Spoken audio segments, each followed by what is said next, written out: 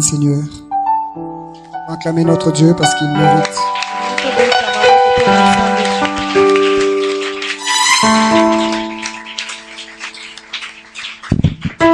Soyez bénis ce matin, bien-aimés dans le Seigneur. Salue également ton frère, ta soeur qui est à tes côtés. Transmets les salutations. Nous vous aimons au nom de Jésus. Nous vous aimons au nom de Jésus. Je t'aime de l'amour agapao. Alléluia.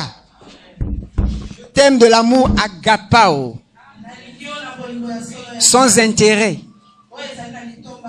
Alléluia. Aime aussi ton frère d'un amour agapao. Ce matin, nous poursuivons notre enseignement du dimanche dernier. Une bonne terre pour voir la gloire de Dieu, acte 2.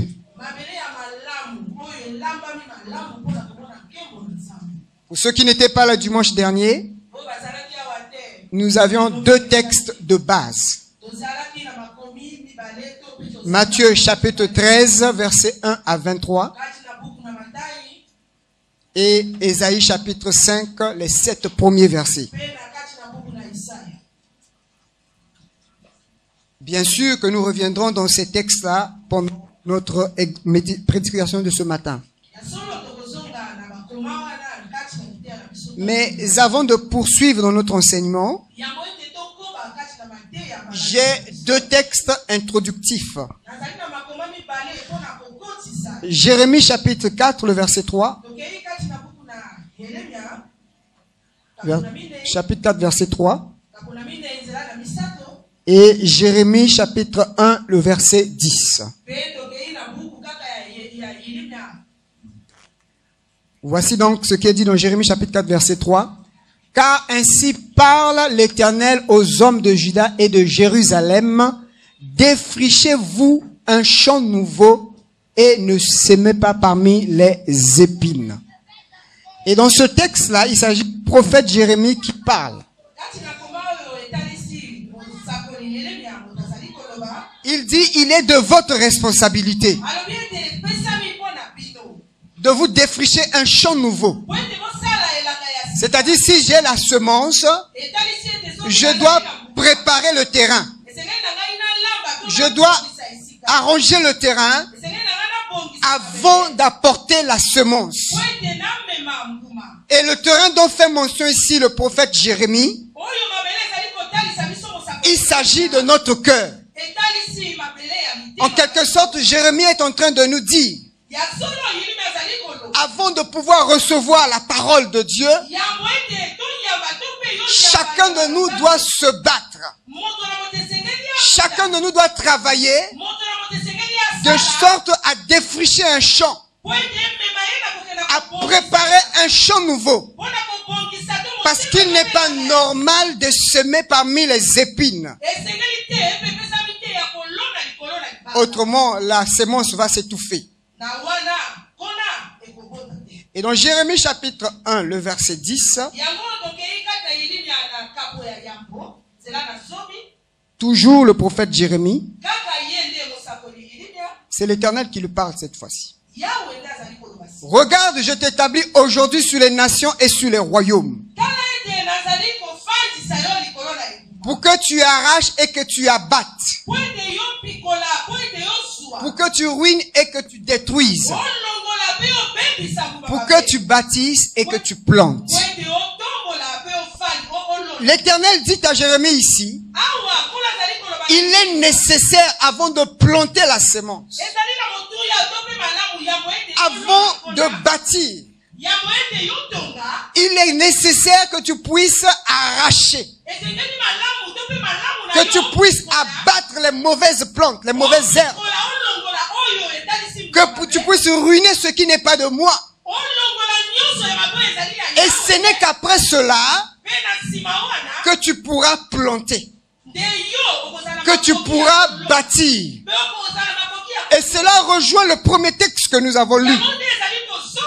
C'est-à-dire que le Seigneur demande que nous puissions défricher un champ nouveau.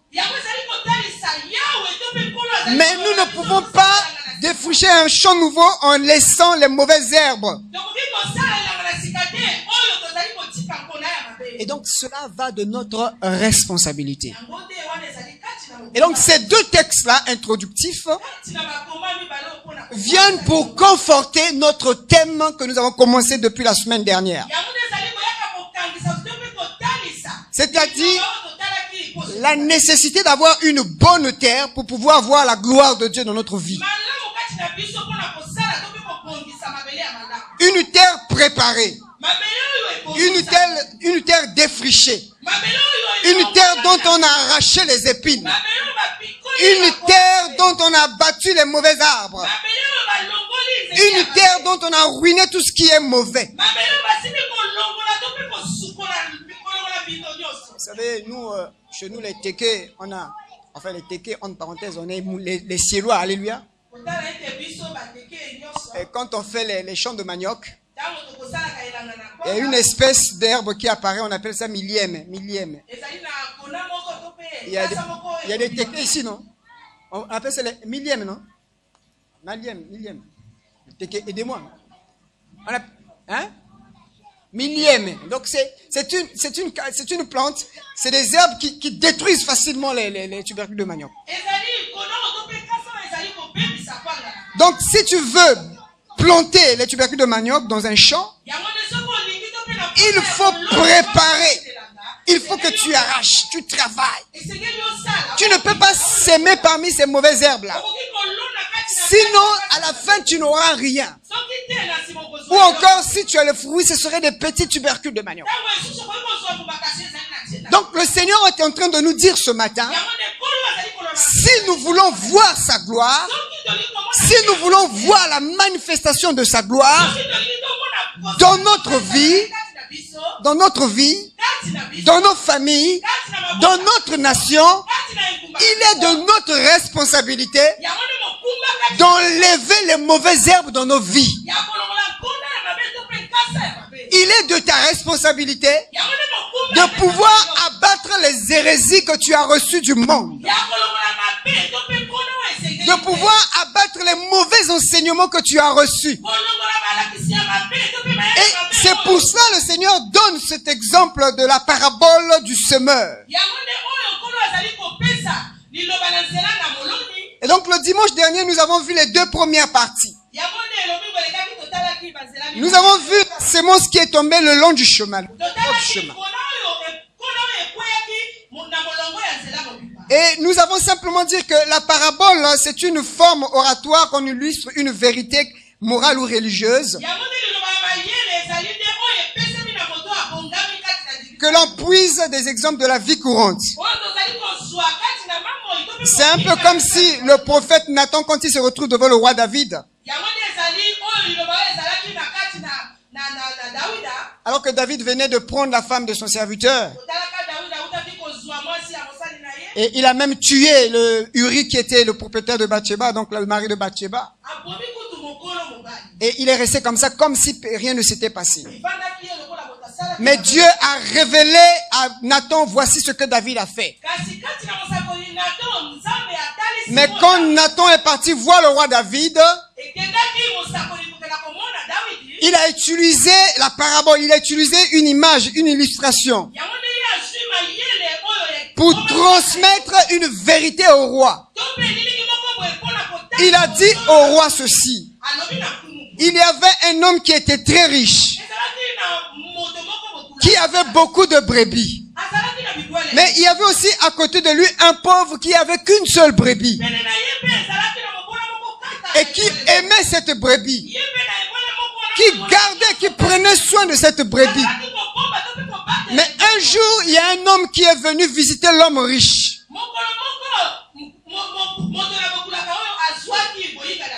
Et l'homme riche va se dire en lui-même, je vais prendre la brebis du pauvre. Il a pris la brebis du pauvre. Il a égorgé la brebis du pauvre. Il a préparé la nourriture à la brebis du pauvre. Et il a donné cela à son visiteur. Le roi David s'est enflammé. Il s'est mis en colère. Il dit, quel est cet homme qui a fait cette chose-là? Il doit payer. Et le prophète Nathan de dire, c'est toi le roi qui a fait ça. Alors le roi prend conscience que ce que j'ai fait à Uri, j'ai pris sa femme, je l'ai tuée. Finalement, l'Éternel s'est rendu compte de ça. Et en un rien, David a compris ce qu'on appelle par la repentance. Donc, le prophète a utilisé. Et c'est ainsi que le Maître, le Seigneur Jésus, prend l'image de la parabole du semeur pour nous transmettre également des vérités.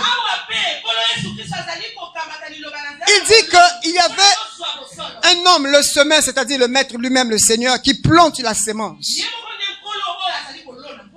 Il dit que la sémence tombe le long du chemin. Et quand ça tombe le long du chemin, alors les oiseaux du ciel viennent, ils prennent la semence. Et le Seigneur explique. Il dit que la parole qui est tombée le long du chemin, ce sont des gens quand ils écoutent la parole, ils ne comprennent pas. Tout au moins, ils ne font pas d'effort de comprendre. C'est-à-dire qu'ils ne font pas d'effort de défricher un champ nouveau. C'est-à-dire qu'ils ne payent pas le prix pour chercher à comprendre la parole du Seigneur.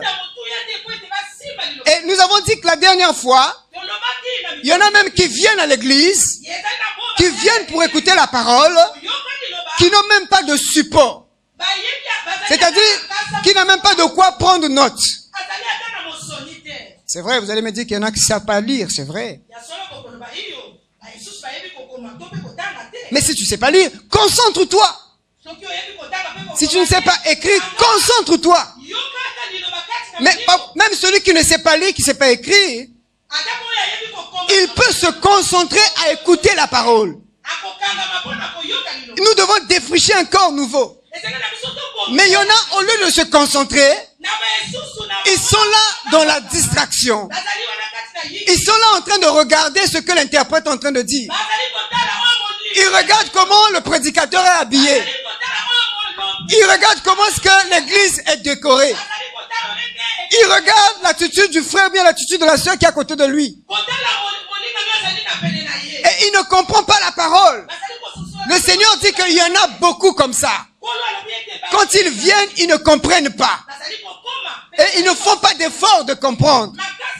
Il dit, à ce moment-là, le diable, il vient et il vole la parole. En grec, nous avons dit, il harpazo la parole, c'est-à-dire, ils s'emparent de la parole. Donc, les oiseaux qui viennent prendre la sémence, ça ressemble, n'est-ce pas, aux démons qui viennent ravir la parole. C'est pourquoi quand nous prions avant d'introduire la parole,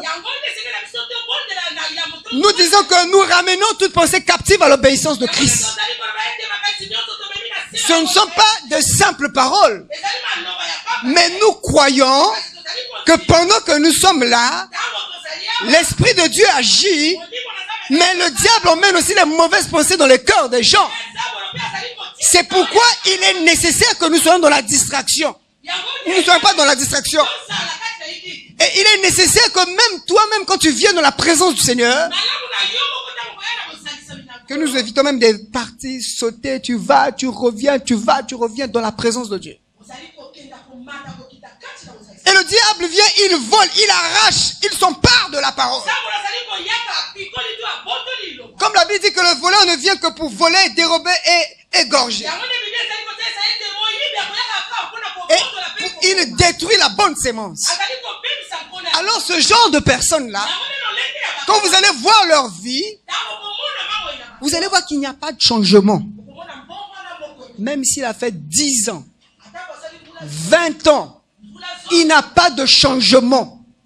On a l'impression que Dieu n'existe pas pour cette personne. Mais je veux vous dire ce matin, bien-aimé, Dieu que nous prions, il est vivant, il existe. Si seulement nous pouvons faire un effort de nous défricher un champ nouveau, la sémence va rester Et la gloire va se manifester. Et le Seigneur prend dans le deuxième exemple que nous avons vu la dernière fois. Il dit, il y en a qui reçoivent la parole sur les pierres. Et le Seigneur dit que ceux qui reçoivent sur la pierre, ce sont ceux qui reçoivent la parole avec joie, avec émotion. Nous avons dit que ce sont des gens qui sont émotifs. Quand la parole de Dieu sort, ils sont contents. Ils donnent des compliments, ils apportent de l'argent aux prédicateurs. Ils manifestent de l'émotion. Ce n'est pas mauvais de manifester de l'émotion. Tu peux être touché par la parole au niveau de ton émotion, c'est bien. Mais le Seigneur nous appelle à dépasser le niveau de nos émotions. Je peux me réjouir parce que la parole de Dieu est prêchée. Mais après, qu'est-ce que je fais de cette parole? Et c'est pourquoi le Seigneur dit que quand vient la tentation, quand vient l'épreuve,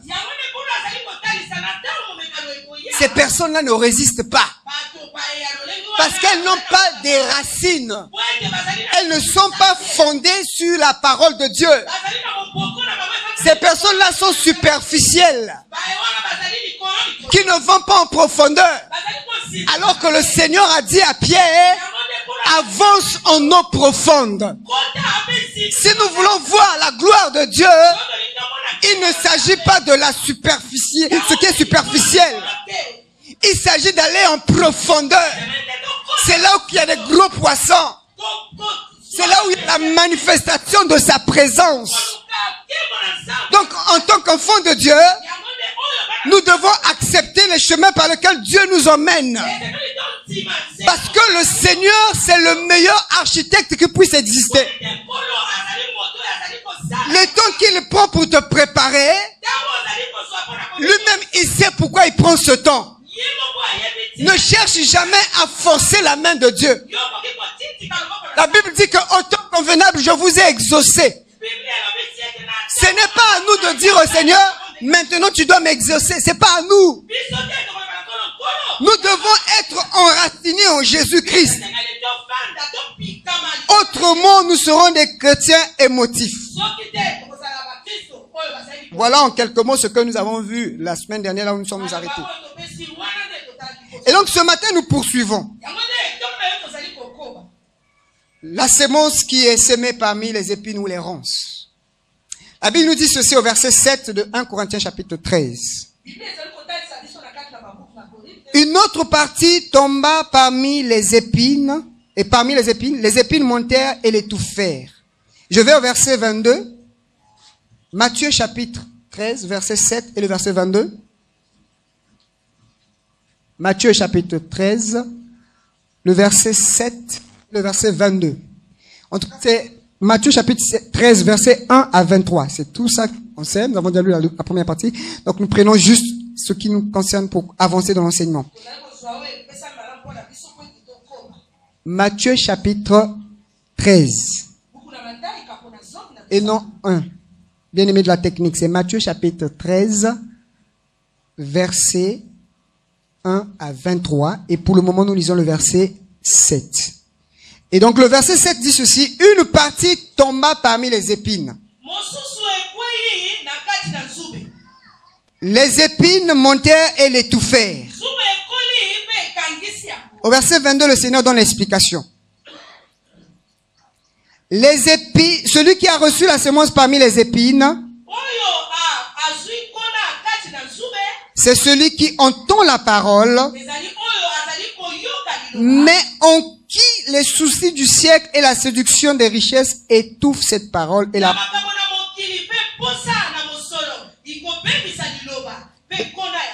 la rendent infructueuse. Ici, nous arrivons à la troisième dimension de l'enseignement du maître par rapport à la terre, la bonne terre. À la première dimension, nous avons vu qu'une telle personne ne peut même pas espérer avoir du fruit dans sa vie parce qu'il n'y a plus de semences. C'est le genre de personnes, nous disons qu'ils ont besoin de Jésus-Christ. Ils ont besoin de recevoir le Seigneur comme le Seigneur son maître, de commencer la marche chrétienne. Et la deuxième catégorie, il s'agit des chrétiens qui restent au niveau des sentiments. Comme on dit, qui sont seulement dans le parvis. Qui sont seulement à l'extérieur, dans le parvis. Ils ne vont même pas dans les profondeurs. Mais ici, nous voyons la troisième dimension. C'est-à-dire des chrétiens qui reçoivent la parole. Ils écoutent la parole. Et même, ils comprennent la parole. Et même, ils gardent cette parole. Mais le Seigneur fait mention de quelque chose de très important. Au verset 22, le Seigneur dit que c'est celui qui entend la parole, mais en qui? Les soucis du siècle. Les soucis du siècle. Et le mot souci qui est utilisé ici, c'est le mot apopnigo en grec. Et nous le retrouvons dans l'enseignement du Maître dans Matthieu chapitre 6.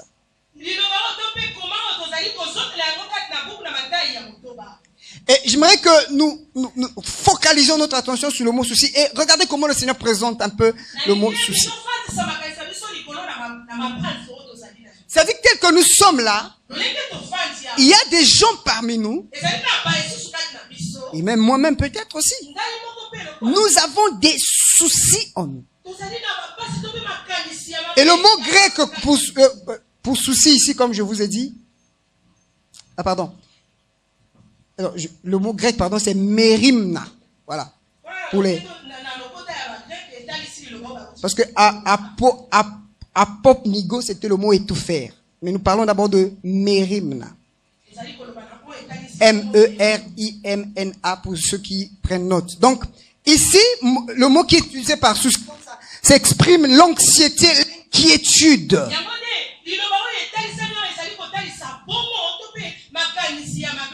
Quelqu'un qui est inquiet, qui est préoccupé. C'est-à-dire que nous recevons la parole, c'est vrai. Mais le Seigneur dit dans Matthieu chapitre 6, le verset 25, là où il a utilisé plusieurs fois le mot mérimna, nous allons le voir. Regardez comment le Seigneur parle des mérimna. Matthieu 6, 25 à 34. Et là, il a utilisé, je prends près de 5 fois le mot mérimna, c'est-à-dire que le mot anxiété, le mot inquiétude. Il dit, c'est pourquoi je vous dis, ne vous inquiétez pas pour votre vie, de ce que vous mangerez, ni pour votre corps, de ce que vous serez vêtu. La vie n'est-elle pas plus que la nourriture et le corps plus que le vêtement? Voici la préoccupation du maître. Pendant qu'il parle de mérimna, des inquiétudes, il sait que les gens reçoivent la parole. Mais il regarde les cœurs des gens. Il regarde nos corps. Il dit, ne vous préoccupez pas. Ne vous inquiétez pas de ce que vous allez manger.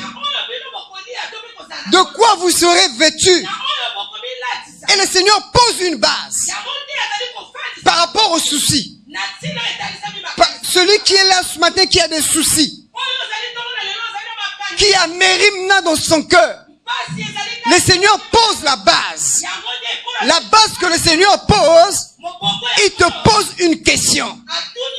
Toi qui as des préoccupations, toi qui as l'anxiété dans ton cœur, toi qui as des inquiétudes dans ton cœur, est-ce que le corps, est-ce que la vie n'est-elle pas plus que ces choses? Est-ce que la vie n'est-elle pas plus que la nourriture? Est-ce que la vie n'est-elle pas plus que le vêtement? Voici la question que le Seigneur pose par rapport au mérimna. Nous écoutons la parole, c'est vrai. Mais nous préoccupons du ventre.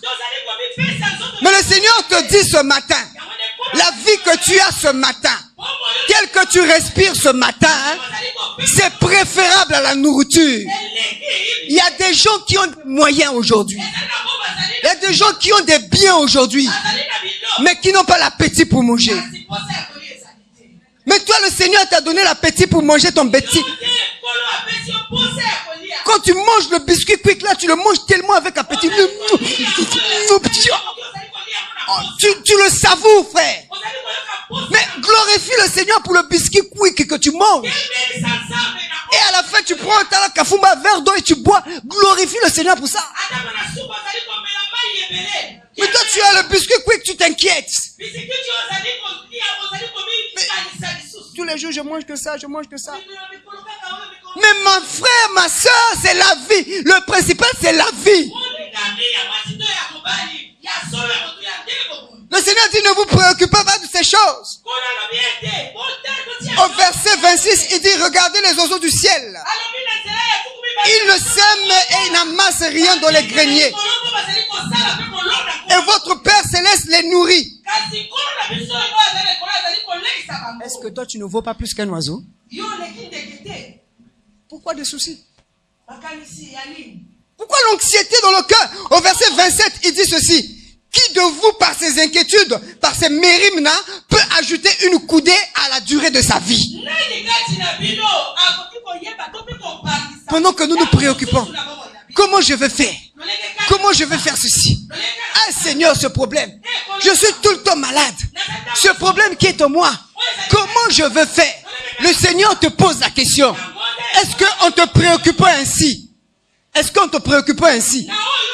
Est-ce que tu peux ajouter ne serait-ce qu'une coudée, quelques secondes à ta vie? Impossible. Mais pourquoi ces mérimna? Ce sont ces mérimna qui étouffent la parole.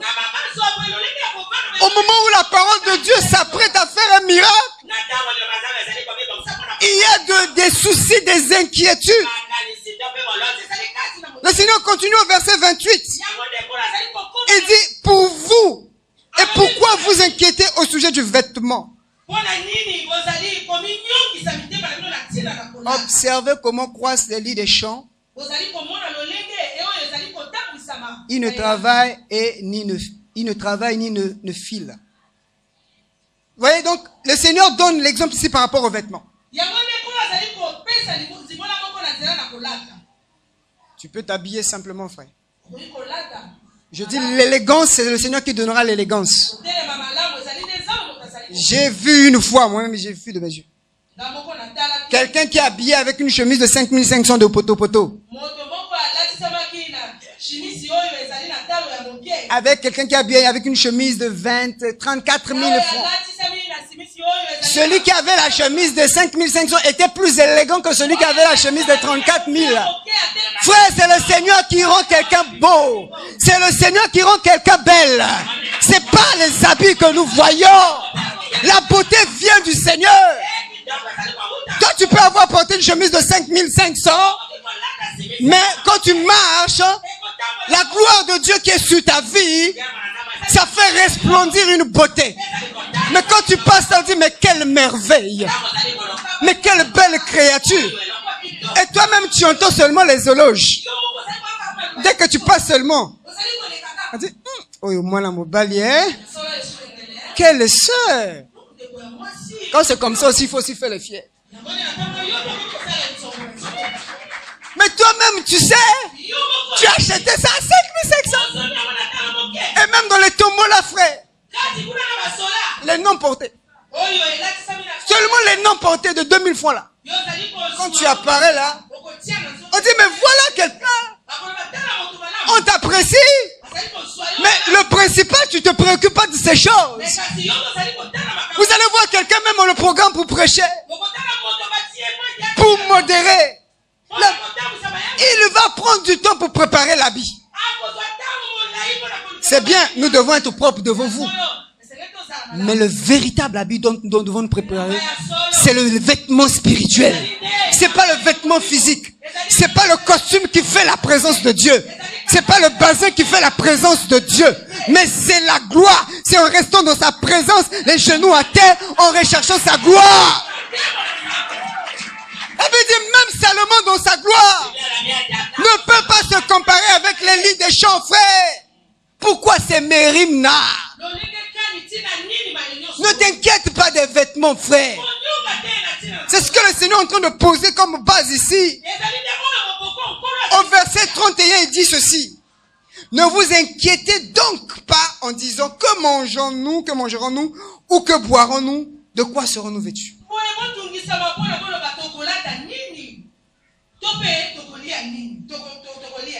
Ça, au verset 34 dit, ce sont les païens qui le recherchent. Votre Père Céleste, il sait que vous en avez besoin. Dieu sait que tu as besoin de t'habiller. Il sait que tu as besoin de te nourrir. Il sait que tu as besoin de te déplacer. Laisse-lui s'occuper de ces choses. Toi, ce que tu dois t'intéresser, c'est que la sémence tombe sur la bonne terre. Tu enlèves les mauvaises herbes. Tu enlèves tout ce qui ne glorifie pas Dieu. Ne te préoccupe pas de ces questions-là. C'est pourquoi au verset 33, il dit, cherchez premièrement son royaume et sa justice. Et tout cela vous sera donné par-dessus. Et enfin, au verset 34, toujours par rapport au Mérimna, il dit, ne vous inquiétez donc pas du lendemain, car le lendemain s'inquiétera de lui-même. À chaque jour suffit sa peine, frère. Ce que tu vois aujourd'hui, c'est pas ce que tu verras demain. Les souffrances d'aujourd'hui, c'est pas forcément ce que tu verras demain. Ce qui est à venir est plus grand. L'apôtre Paul dit que nous ne pouvons pas comparer la gloire qui nous attend avec les souffrances actuelles, frère. C'est pas parce que je gémis aujourd'hui dans mon corps physique que je vais croire que Dieu ne guérit pas. Je vous assure que Dieu guérit. Il y a une maman qui est venue me voir ce matin qui me dit, frère Troxel, vous devez prier pour une de nos sœurs. Elle est partie au Maroc pour les soins intensifs. Les Marocains n'ont pas pu. Vous savez, quand les Marocains n'arrivent plus à traiter, on va seulement ramener le pays. Il ne fera pas une semaine. Il va mourir. Et quand la personne est venue, quelque temps, elle avait le ventre ballonné. Et les gens commençaient à dire, ah, c'est fini. Mais ces bien-aimés ont cru au Seigneur. Ils ont appelé le pasteur Denis. Il est parti, il a prié. Le lendemain, le ventre ballonné commençait à se libérer. C'est pas encore fini, hein. La personne continue encore à souffrir. Ce matin, nous avons prié pour cette personne. Mais ça veut dire quoi, bien-aimé? C'est pas parce qu'elle a souffert hier que demain ce sera forcément la même chose. Les médecins avaient dit qu'elle ne devait pas faire une semaine. Mais nous sommes à plus d'une semaine. Le médecin peut dire quelque chose, mais il y a le médecin des médecins, frère. À chaque jour suffit sa peine, frère. Tu peux être malade. Tel que nous sommes là, revêtus d'habits, mais nous avons des défauts, des malformations dans nos corps. Les médecins connaissent des choses. Moi, je dis souvent à mon jeune frère qui est médecin, qui s'occupe de moi. Je lui dis souvent, mais vous voyez des choses, hein? Il me dit, frère Troxel, effectivement, on voit beaucoup de choses. Il dit, par exemple, là, ces grandes femmes-là, quand elles viennent devant nous,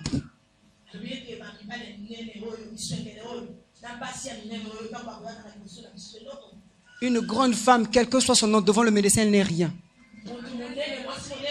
C'est pourquoi vous voyez, il y a certains jeunes qui veulent faire la médecine, non pas pour faire la médecine, c'est pour aller voir la nudité des femmes, frère. C'est dangereux. Le problème est au cœur, mais lui il veut toucher là, on ne touche. Pourquoi, frère? Rendez-vous sur rendez-vous. Parce que si tu es médecin ici, frère, ou bien tu fais des études pour devenir médecin, sois intègre. Parce qu'il y en a qui sont en train d'utiliser cela pour suer leurs yeux. Mais nous voulons simplement dire que les médecins voient des choses. Ils voient aussi des miracles. C'est pourquoi il y a un frère qui est médecin, qui était médecin, qui sert le Seigneur actuellement, le pasteur, l'apôtre Willy, pour ceux qui le connaissent. Mais chaque fois qu'il intervenait sur un malade, il priait toujours. Il prie d'abord. Parce qu'il dit, au-delà de ce que j'ai appris, il y a un Dieu au ciel. C'est pas la médecine qui nous guérit, mais c'est le Seigneur qui nous guérit. C'est pourquoi le Seigneur Jésus pouvait dire, à chaque jour suffit sa peine. Toujours par rapport au mérimna, par rapport à l'anxiété. Écoutez ce que l'apôtre Paul dit. 1 Corinthiens chapitre 7, verset 26 jusqu'au verset 35. Il dit ceci. Voici donc ce que j'estime bon à cause des temps difficiles qui s'approchent. Il est bon à un homme d'être ainsi. Es-tu lié à une femme? Ne cherche pas à rompre ce loin. N'es-tu pas lié à une femme? Ne cherche pas une femme.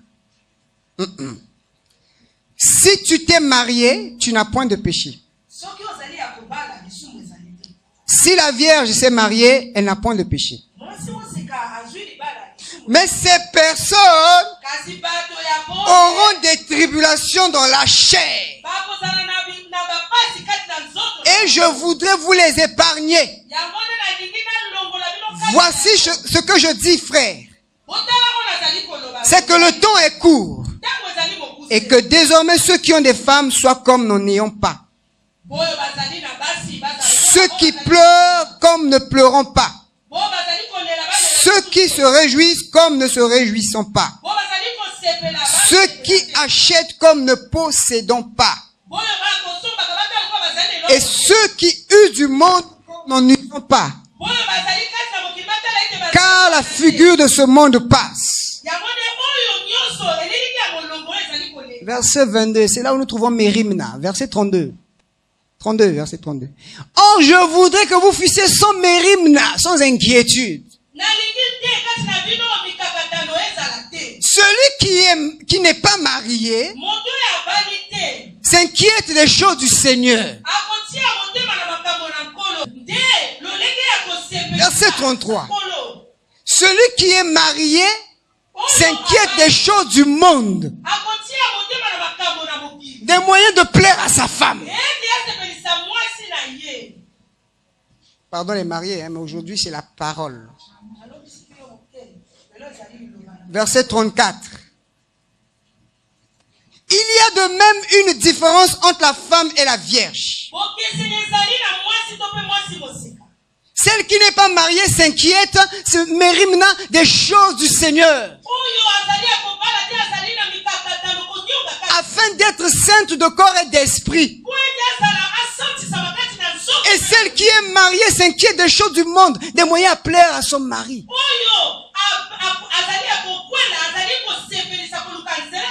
Parlons de l'anxiété de Mérimna toujours ici. L'apôtre Paul pose une base. Au fait, dans Mérimna, il y a deux sens. Au fait. Il y a le sens positif, c'est-à-dire de se préoccuper de ce qui est bien, tel que la Vierge se préoccupe pour plaire au Seigneur. Quelqu'un qui a le souci pour l'évangile, c'est une bonne préoccupation. Mais il y a des mauvais soucis. Ce que nous voyons là, il dit que les gens sont mariés. Il fait une comparaison. Il prend un jeune homme, une jeune femme qui n'est pas mariée. Il dit que son rendement par rapport aux choses du royaume est tellement différent de celui qui est marié.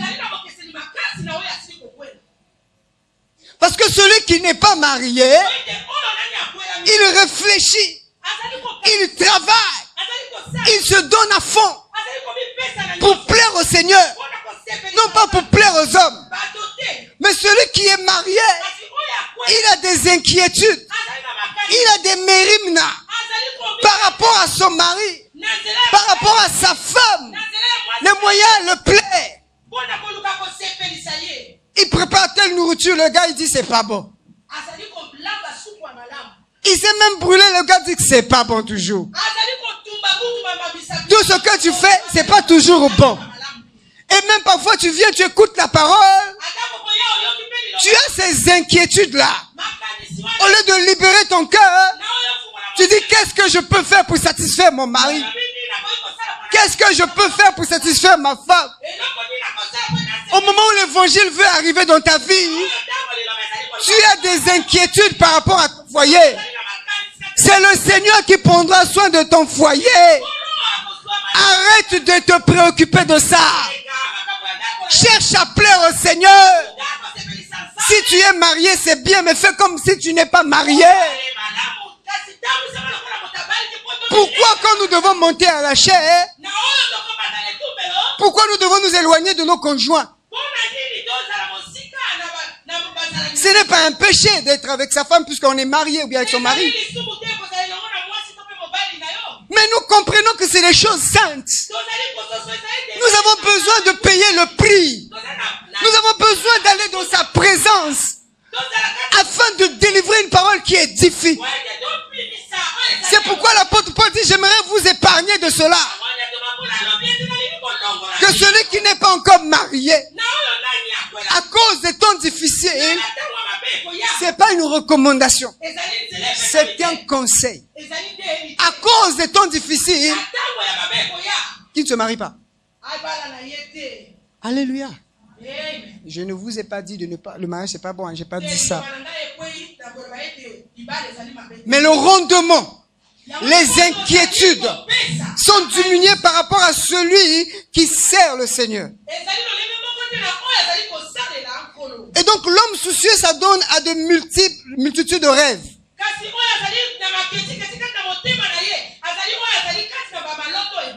Il finit par vivre dans un monde chimérique. La parole de Dieu passe, il est inquiet de beaucoup de choses. Il s'imagine un monde à lui qui existe à lui-même. Que demain quand je serai ceci, demain je ferai cela. Seigneur, pourquoi pas moi? Trop de mérima, trop d'inquiétudes. Et alors, celui qui est anxieux, il est troublé par les soucis du manger, du boire, du vêtement, comme nous avons dit. Et le Seigneur, l'apôtre Paul nous dit dans 2 Timothée chapitre 4 verset 10. 2 Timothée chapitre 4 verset 10, l'apôtre Paul dit ceci. Car Démas m'a abandonné par amour pour le siècle présent. Démas a abandonné l'apôtre Paul. À cause de l'amour de ce monde, frère. Il avait des soucis par rapport à ce siècle présent. Et il a abandonné le serviteur de l'État. Il y en a beaucoup qui abandonnent la voie de Dieu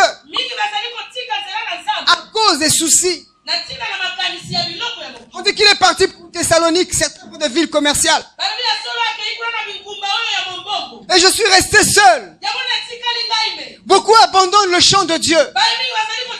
Beaucoup qui hier servaient le Seigneur. Ils abandonnent le chant de Dieu. Parce qu'ils ont trouvé des préoccupations. Ils ont trouvé des embauches mieux, qui payent mieux. Ouais. Même si on te paye convenablement, fais toujours la part des choses. Il faut que le travail que Dieu te donne la possibilité de servir le Seigneur. Si ce travail-là ne te donne pas la possibilité de servir le Seigneur, je te dis ce matin, quitte ce travail. Parce que les biens de ce monde-là, la figure de ce monde va passer. Les biens de ce monde vont passer. Mais sa parole ne passera pas. Si un travail t'éloigne de Dieu, laisse ce travail.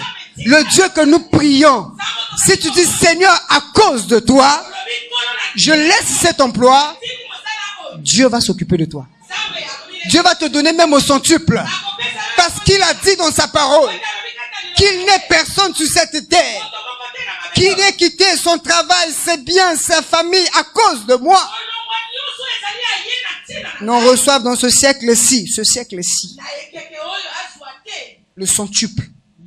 Et dans la vie éternelle, dans les siècles à venir, la vie éternelle. Donc, Démas ici regardait aux choses passagères. Il regardait au succès, l'argent, le bonheur, ses villes commerciales, ses affaires. Au point où il s'est éloigné de Dieu. Tellement qu'il avait des soucis dans son cœur. Il avait des soucis de bien vivre. Il avait le souci de bien se vêtir. Il a abandonné l'autre. Mais qu'est-ce que nous allons faire, bien-aimés? Parce que nous ne pouvons pas fuir la vérité. Nous avons tous des soucis. Nous avons des préoccupations. Pensez-vous que c'est en vain que le Seigneur a dit que dans la bonne terre, il y a un grain qui va produire 100, il y en a d'autres qui va produire 60, il y en a d'autres qui va produire 30. Mais pourquoi il dit cela? Parce que même sur la bonne terre, il y a des épines. Même sur la bonne terre, il y a de mauvaises herbes. Il faut toujours se battre. C'est pourquoi le Seigneur dit, nous serons bénis, mais avec persécution. Celui qui va vaincre toutes les persécutions aura 100%. Celui qui va un peu tituber, il aura 60%. Celui qui va peut-être un peu vraiment dans la difficulté, il aura 30%. Mais une chose est sûre, d'ailleurs même la Bible dit que les mêmes souffrances sont imposées aux païens. Donc nous ne pouvons pas fuir les soucis. Ce serait pour mentir si je vous dis que j'ai pas de soucis, frère. Ah oui, moi j'ai des soucis. J'ai aussi des soucis comme vous. Toi aussi tu as des soucis, même si tu fais... Tu as des soucis, frère. Dis j'ai des soucis. J'ai des mérimines dans mon corps. Même si tu dis non, frère, non, moi je suis... Frère, tu as des soucis. Je le vois, tu as des soucis. Je n'ai pas besoin de faire un cinéma pour dire que je vois deux personnes. Non, je n'ai pas besoin de dire ça. Mais je suis convaincu de mon esprit, tel que nous sommes là, il y a plein de mérimes là, il y a plein de mérimes. Ça brûle, ça brûle. Mais le principal, c'est de se battre. Le Seigneur donne un conseil par rapport au mérimna. Dans Philippiens chapitre 4, le verset 6 au verset 7, la Bible nous dit ceci. Ne vous inquiétez de rien. N'ayez pas de mérimna en vous. Mais en toutes choses, par la prière et la supplication, les actions de grâce, faites connaître vos demandes au Seigneur. Et la paix de Dieu, frère, le verset 7. Et la paix de Dieu, qui surpasse toute intelligence, gardera vos cœurs et vos pensées en Jésus-Christ. L'apôtre Paul dit ceci. Je sais que vous avez des soucis. Vous avez des préoccupations, des mérimnements en vous. Mais ce que je vous recommande, en toutes choses, quel que soit le souci que vous avez, quelle que soit la préoccupation que vous avez, priez le Seigneur. Prenez vos problèmes, déposez au Seigneur. C'est pourquoi le Seigneur dit ceci. Déchargez-vous sur vous de lui de tous vos soucis. 1 Pierre chapitre 5 verset 7. 1 Pierre chapitre 5 le verset 7. Déchargez-vous sur lui de tous vos soucis, tous vos mérites. Car il prend soin de vous. Dieu prend soin de toi, mon frère. Nous avons des mérimna. Mais nous devons nous décharger sur le Seigneur. Au travers de la prière. Et la Bible nous dit, si nous faisons comme ça, il y aura la paix de Dieu. Avec quelqu'un qui a des soucis, qui a des mérimna en lui, c'est comme si son cœur est en train de brûler. Vous avez l'impression que son cœur brûle. C'est comme si on a allumé le feu dans son cœur. C'est pourquoi souvent ce genre de personnes n'ont pas la paix. Et vous allez voir très souvent dans notre pays, peut-être vous ne le voyez pas, ceux qui nous suivent sur Internet, peut-être que vous ne voyez pas ça, mais souvent dans notre pays, ceux qui ont des mérimna en eux, qui ont des soucis, quand ils marchent, ils partent tout seuls.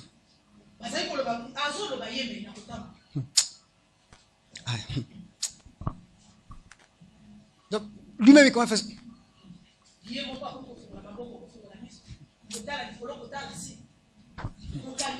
Oui, il fait des grimaces. Tellement qu'il a des soucis. Et tu peux même devenir fou, frère. Ça va dérégler ton cerveau. Tu as tellement développé des préoccupations dans ton cœur. Même les médecins l'ont montré. Hein. Les médecins l'ont démontré. Que la plupart de nos maladies, ça vient de notre intellect. Nos soucis, les préoccupations que nous avons. Et ça détruit le corps. Ça détruit même ta façon de voir. Et donc les gens qui ont des mérimes là, ils parlent beaucoup, ils n'ont pas la paix intérieure. Mais la Bible nous dit ceci. Quand tu as...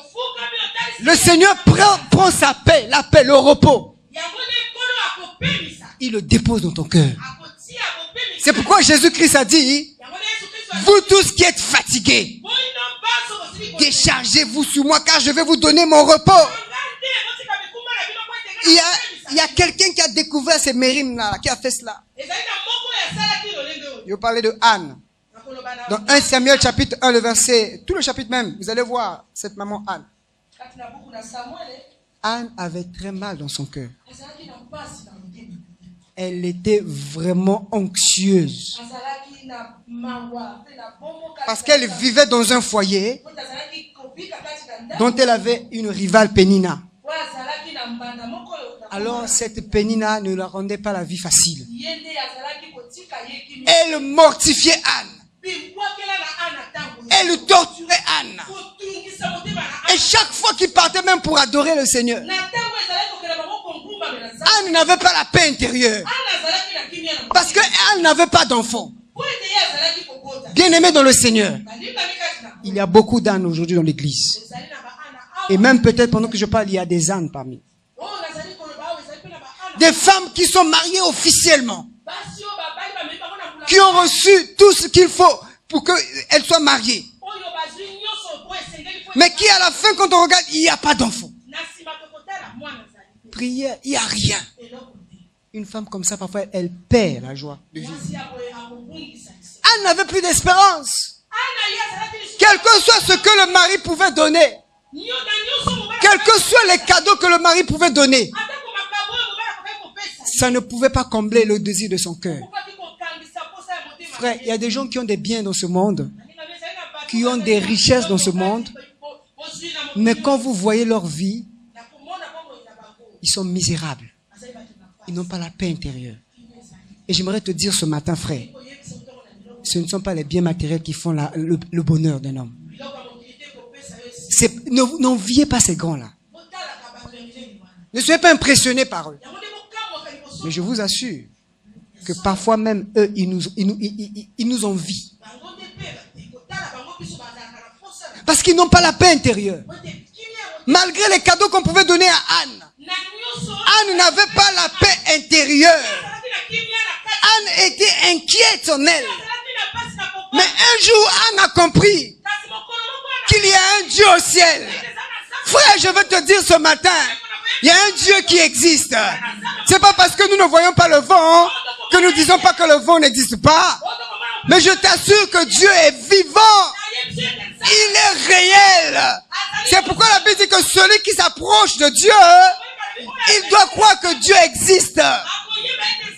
Quand Anne a compris que Dieu existait, Anne a pris ses mérimes, ses inquiétudes. Elle a déposé au pied du Seigneur. Elle a commencé à prier. Elle a commencé à pleurer. S'il y a un endroit où nous devons pleurer, c'est dans la présence de Dieu. Ne pleure jamais devant un homme. Un homme ne te fera rien, frère. Pleure devant le Seigneur. Verse des larmes devant le Seigneur. Crie devant le Seigneur. Devant un homme, ne pleure pas. Même si cet homme-là a la solution à ton problème. Ne pleure pas, frère. C'est un homme, il peut rien faire. Le cœur du roi est entre les mains de notre Dieu. C'est le Seigneur qui tient le cœur du roi. C'est le Seigneur qui peut dire, appelez-moi un tel. C'est le Seigneur qui peut aller toucher cet homme-là pour te bénir. Joseph avait des mérimna dans son cœur. Joseph.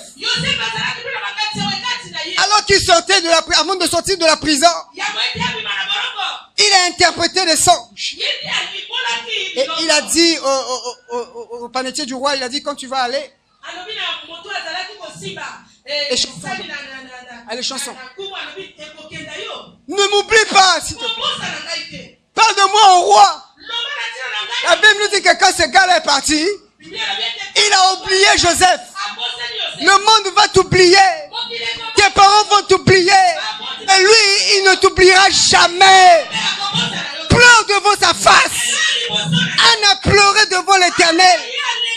Elle est restée longtemps devant sa face. Nous avons des soucis, des mérimnas dans nos cœurs.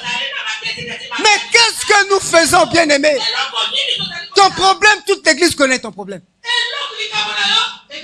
Toute ta famille connaît ton problème.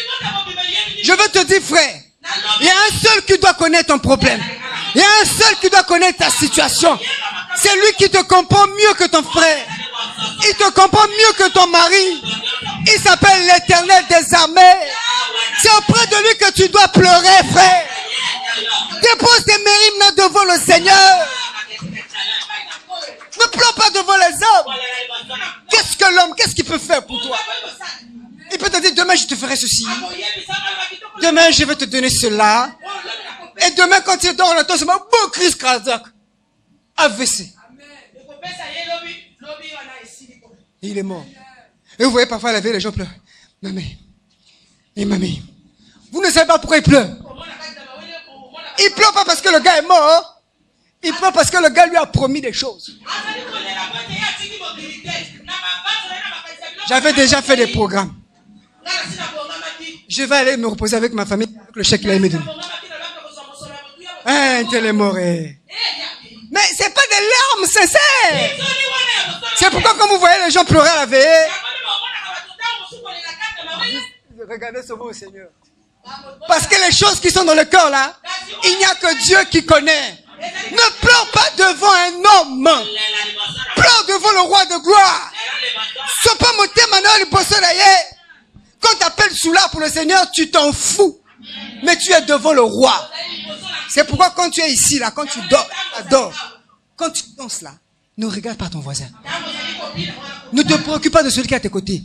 Toi, tu connais ce véritable Dieu. Frère, il y a des gens qui sont là parmi nous qui sont peut-être malades. Hein? Qui ont peut-être un pied qui leur fait mal. Mais quand ils te voient danser,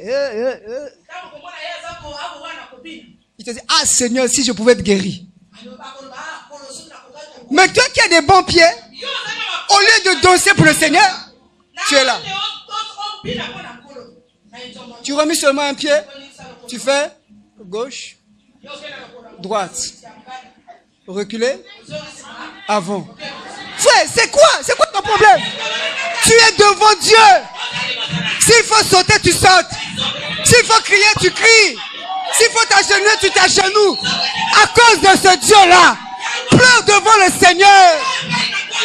Anne a compris cela. Et dit, c'est devant l'Éternel.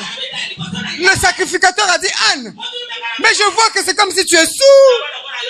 Elle dit, non, la langue était, frère. Je ne suis pas sourd. Je ne suis pas sourd. On a chanté un cantique tout à l'heure, j'ai aimé. On dit que c'est toi qui me fais vivre. C'est toi qui me soutiens. Je n'ai plus peur de rien, frère. En toi, j'ai la vie. C'est pourquoi j'espère en l'Éternel. Il me connaît, frère. Dans sa présence, fais ce que tu peux faire. C'est là où. C'est l'endroit autorisé, frère. S'il faut parler à Dieu, parle, c'est là. Anne a certainement parlé. Tu as vu ce que Pénina m'a fait. Combien d'années ne sommes-nous pas venus ici? Elle a pleuré, elle a pleuré, elle a prié. Le Seigneur aime ça. Et vous allez voir que Dieu a regardé le cœur de Anne. Dieu a vu les larmes de Anne. Je dis à quelqu'un ce matin, Dieu voit ce que tu fais dans sa présence. Quand tu es sincère dans sa présence, Dieu voit ce que tu fais. Quand tu le nargues dans sa présence, il voit aussi ce que tu fais. C'est pourquoi de la même église, vous allez avoir des gens qui vont voir la gloire de Dieu. Et dans la même église, vous allez voir des gens qui sont repoussés de loin. C'est Dieu qui permet. Parce qu'il dit, vous verrez ainsi la différence entre ceux qui m'adorent réellement et ceux qui ne m'adorent pas. Entre ceux qui prient véritablement et ceux qui font des histoires de cinéma. Dans la présence de Dieu, déverse ton cœur. Dépose tes mérimna. Nous avons des soucis, frère. Il n'y a pas longtemps, la semaine dernière, mon épouse me dit que notre fille n'a plus de chaussures. J'ai seulement écouté, j'ai reçu ce mot. Vous savez, souvent, les hommes ont une particularité. Quand on leur pose une charge dont il ne sait pas qu'il n'a pas les moyens, ça dit qu'il fait comme s'il n'a pas écouté. Hein. Il dit oui, c'est bon. Et puis quand tu vas lui rappeler, mais attends, je n'ai pas écouté ça, tu me parlais ça comme ça, je n'ai pas suivi quoi. Alléluia. C'est ce que j'ai fait au fait. Il me dit que non, notre fille n'a plus de chaussures. Alors moi j'ai dit oui, c'est bon. Okay. J'ai oublié. Frère. Mais Dieu avait vu ça. Dit, le gars là a un problème. Même s'il fait semblant, mais il a un problème. Je vous assure, j'ai fait un travail quelque part. Le frère Fanès peut témoigner. Mais en l'espace de quelques jours, les gars nous ont fait un virement bancaire. Il dit, mais allez vérifier dans votre compte. Nous allons pour vérifier, frère. Nous voyons le compte est alimenté. Si c'était au pays, on pouvait comprendre c'est 48 heures. Mais ces gars-là, ils sont à l'international, je vous assure. Hors du Congo. Mais on est quelque temps, même pas 24 heures, paf, ils ont alimenté le compte. Je dis à mon frère Fanès, vas-y, récupère, prends tout. Il dit, ah, mais toi, tu n'es jamais chaud comme ça. Qu'est-ce qui te prend? On dit, va, récupère, fais sortir l'argent, fais tout ça. Et dès que l'argent sort, j'ai les visions maintenant. Après, paf, le Seigneur me met sur mon cœur, bah, ta fille n'a pas de chaussures. Moi, dis, ah! J'ai enlevé, j'ai dit, maman, prends, va acheter. Mais pourquoi? J'avais des soucis, j'avais des mérimna. En étant dans sa présence, j'adore, je glorifie. Le Seigneur dit, mon frère, tu m'adores, c'est bien. Mais tu as un problème. Frère, Dieu te connaît. Dieu te comprend. Quand tu l'adores là, tu fais semblant de sourire. Même si tu souris, Dieu sait que tu as mal à la carie. Frère, je te dis, Dieu sait ça. Alléluia. Malgré la carie, souris, c'est bon. Ah, c'est car, frère. Et Dieu a regardé Anne. Dieu a donné à Anne un enfant. Comparez les enfants de Anne avec les enfants de Pénina. Si je demande à quelqu'un, tu connais au moins le prénom d'un enfant de Pénina, personne ne connaît. Mais si je vous demande l'enfant de Anne, tout le monde sait que c'est le prophète Samuel. Parce que c'est la bénédiction de l'Éternel qui enrichit. Et Dieu ne l'a fait suivre d'aucun chagrin, frère. Anne a compris cela. Elle a déposé les pieds, ses pensées devant le Seigneur. Nous avons des mérimna. Nous avons des soucis. Mais ces soucis-là, si nous ne les emmenons pas devant le Seigneur, la parole de Dieu peut passer. Mais il n'y aura rien. Mais il y a une histoire merveilleuse qui s'est passée, toujours par rapport à ceci.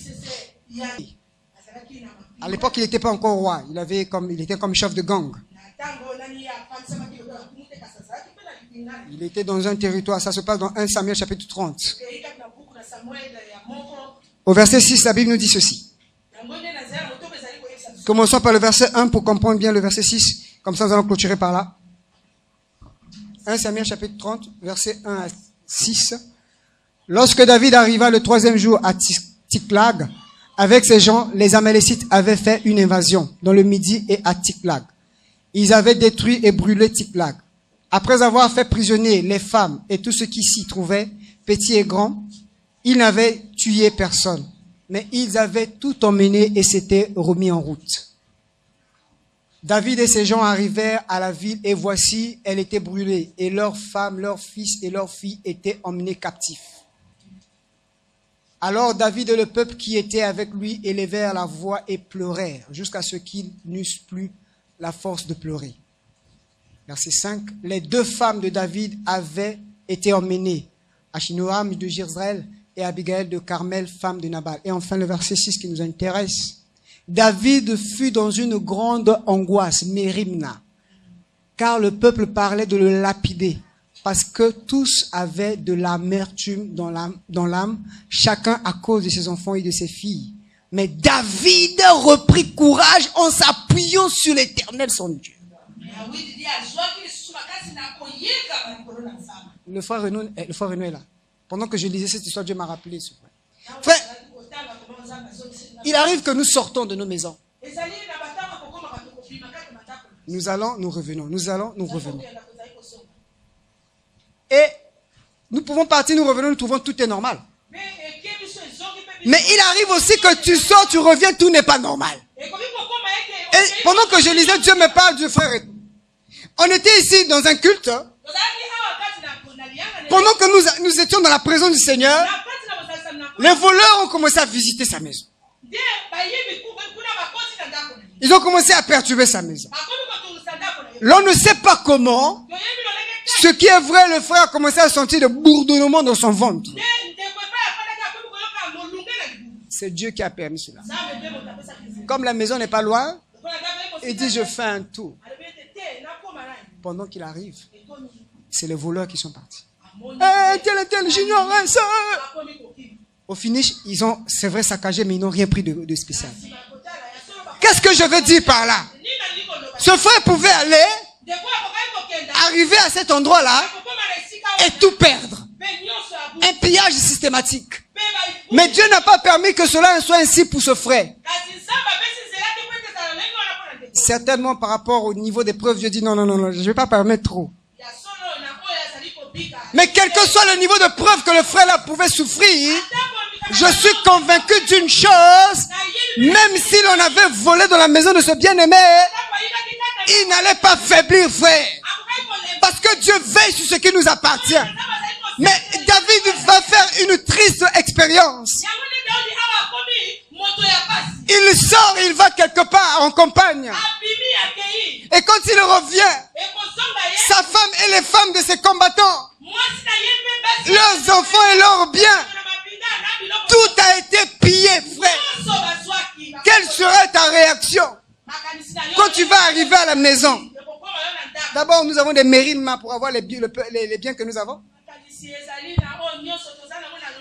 Nous nous battons pour avoir le peu que nous avons.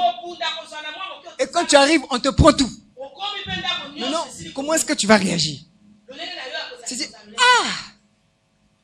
la télévision que je viens de prendre à crédit.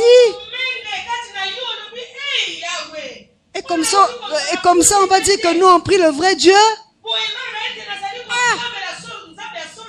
Moi, il faut que j'aille seulement voir les mamans marabouts.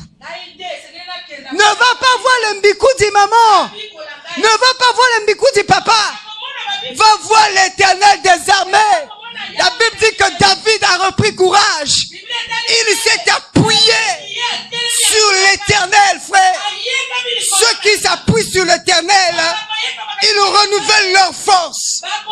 Ils trouvent des chemins tout tracés. Quand vous lisez la suite de l'histoire, c'est vrai qu'il avait tout perdu. C'est vrai qu'il avait des mériments dans son cœur. Mais quand il s'est appuyé sur l'Éternel, Dieu l'a conduit vers sa destinée. Il a rencontré un homme qui était fatigué.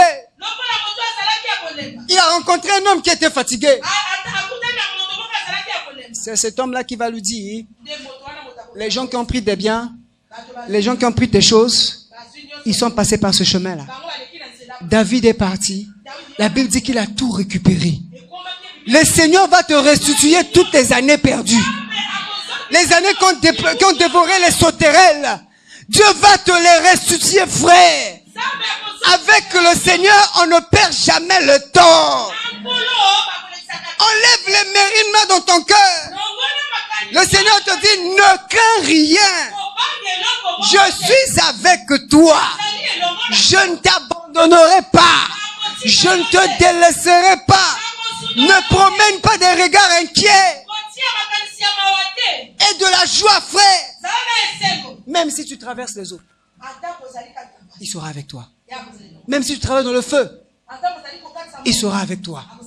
C'est pourquoi le Seigneur dit, que ces mérimes là, quand ils sont dans le cœur, même si la parole est prêchée, le fait qu'il y a trop de soucis, trop de préoccupations, la parole de Dieu n'a plus d'effet. Mais il dit, les épines viennent pour étouffer cette parole.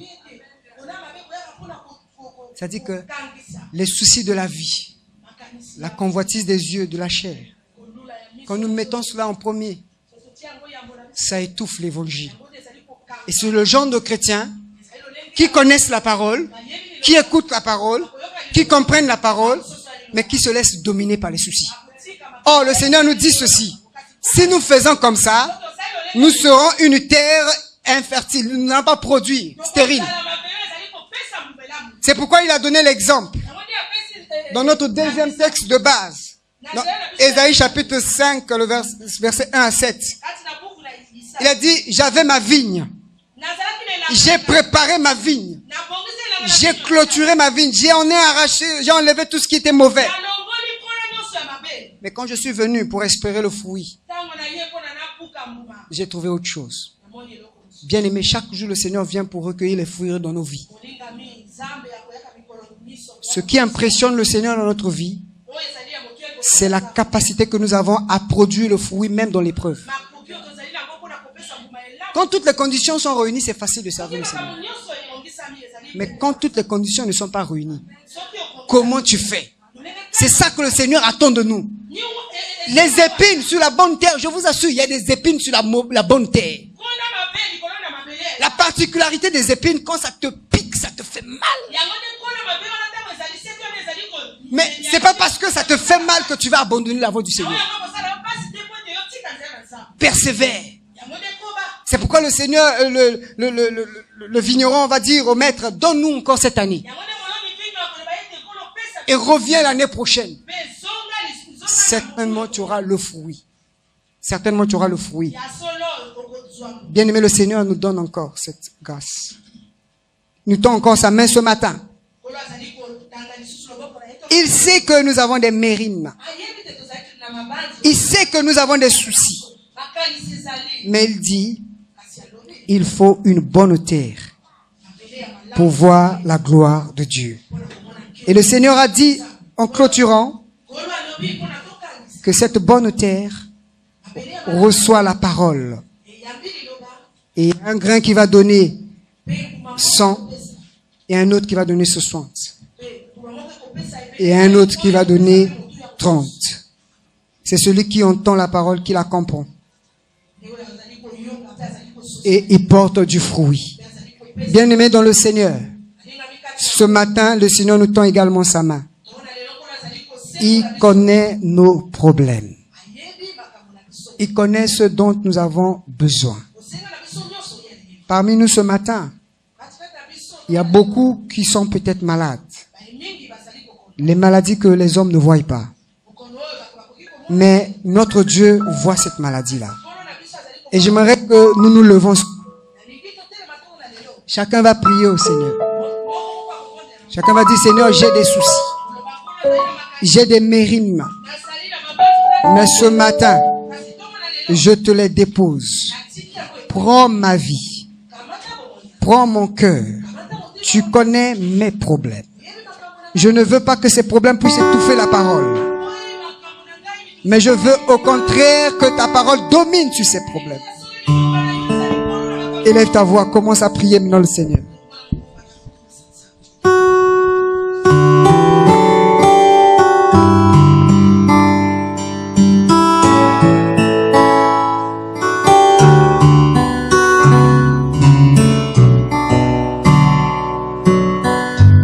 Ceux qui ressentent vraiment le désir de prier, qui sentent que vraiment, frère, ce que tu as dit, c'est vrai. Mais je n'arrive pas moi-même. Ce problème a trop torturé mon corps, a trop torturé mon esprit. Je n'arrive pas par moi-même. Aidez-moi, frère. Soutenez-moi, frère. Cette personne-là ou bien ces personnes-là vont simplement venir devant. Vont simplement se mettre à genoux devant. Et Et nous allons prier le grand Dieu qui connaît les problèmes, qui connaît ce qui tracasse, ce qui ronge les cœurs. Je n'ai même pas besoin de les citer ici. Mais Dieu connaît. Si tu as un problème comme ça, tu sais que ça t'a arrangé, viens devant. Mets-toi simplement à genoux devant. Et nous allons élever la main. Nous allons prier ce grand Dieu. Ce Dieu qui nous comprend. Ce Dieu qui nous soutient. Ce matin, il va te soutenir. Ce matin, il va te soutenir. Et comme Anne ce matin, nous allons déposer nos cœurs et prier que Dieu étende sa main. Alléluia.